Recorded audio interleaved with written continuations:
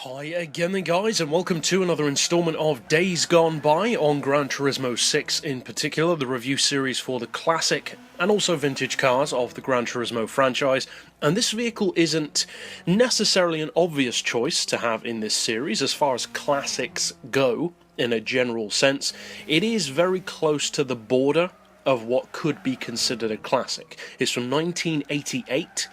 Generally, people don't really consider cars from 1990 or newer to be classics.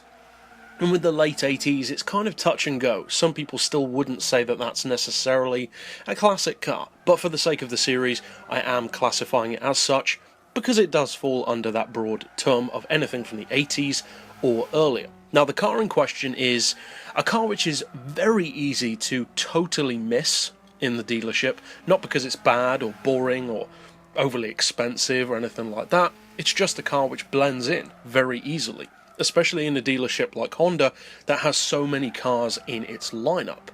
And the car in question is of course the 1988 Honda Accord Coupe. Now this car is pretty much the definition of a sleeper. Totally visually understated.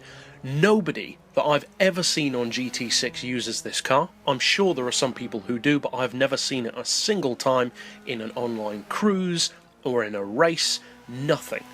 Now I'm sure it has its fans. Pretty much every car in the game has its fans, but it's just not that well known. It's not that well talked about in terms of how good it is around the track, or necessarily how bad it is either. It's not automatically a good car. So that is the question.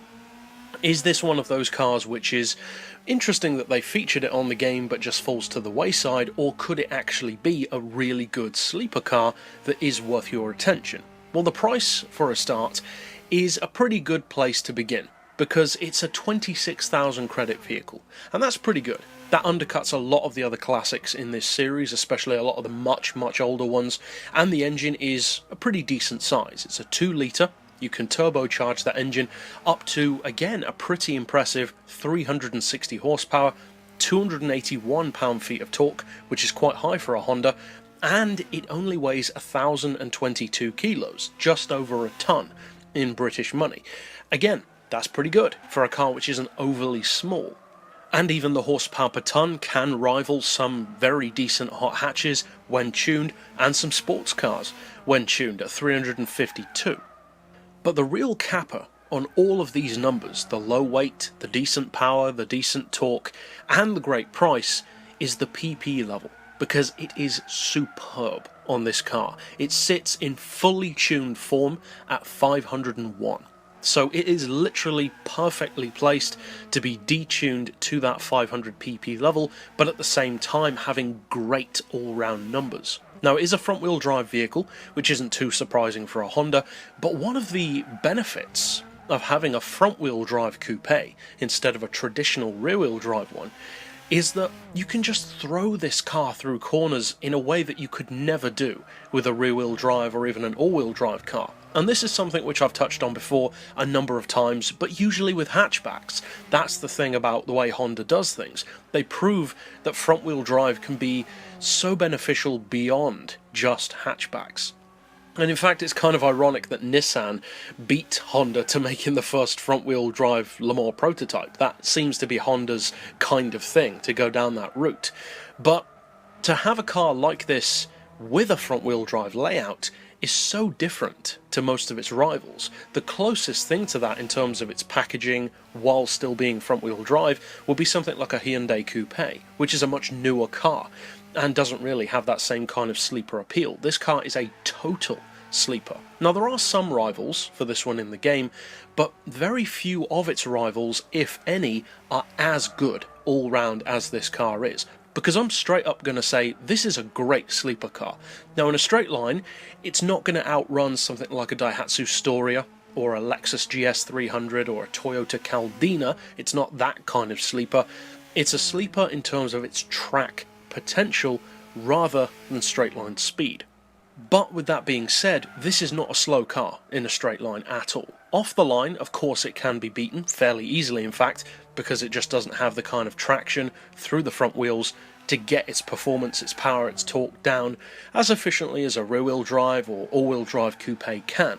but once it gets going, for mid-range, even top-end to some degree power, especially compared to other cars with similar numbers, it's great in a straight line. But the real forte of this car is the cornering ability. This thing is fantastic. In fact, it's so good, and this sounds like a downside, but it really isn't. This car is so good that I didn't even realise how good it was as I was driving it for this review. It's the kind of car that you can be thinking about what you think about the car, what your opinion of the car is, assessing the car, and then suddenly realise that you've driven 7 or 8 laps in it, and you haven't even remembered any of them. It's that good. It just almost allows you to go on a total mental autopilot without even thinking about what you're doing, and yet somehow getting consistently great laps. If that's the kind of sleeper car that you want, something which you can take out on a technical circuit, or even somewhere like the Nordschleife at the 500 pp level or lower, this is a great one to go for. It is totally undervalued, dirt cheap as far as how good it is, and although it's barely a classic, it can definitely take on plenty of other 80s vehicles, not just coupes, but just in general, sedans, hatches, coupes, all that kind of thing. It's a brilliant car, a totally undervalued one, and one which is most certainly worth your time.